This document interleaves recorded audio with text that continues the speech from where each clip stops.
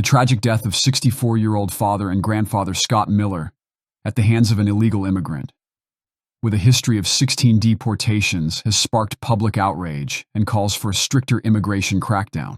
Taken from you out of nowhere. He was just young. He was only 64, and I just want everybody to know my dad was fun. He was an awesome dad. He was an awesome grandfather. He left behind a grandson and a granddaughter, and they miss him.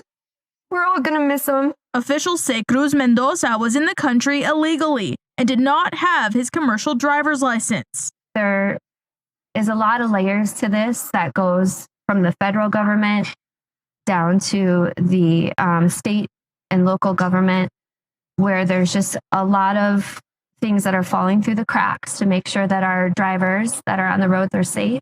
Miller's family tells us he was a truck driver himself who always urged safety on the roads. Since I was a kid, always told me to be careful of driving around trucks, especially in the mountains, because it takes an extreme amount of skill. Jimmy's getting a sled ride. His loved ones say this is all just the beginning of a push for justice and awareness. The importance of strict border security and strict immigration law enforcement. Scott Miller's case is considered a stark example of the risks posed by loose immigration policies and failure to effectively deport illegal aliens, emphasizing the need to protect U.S. citizens from preventable crimes. It advocates stronger measures to protect borders and prevent re-entry of habitual offenders.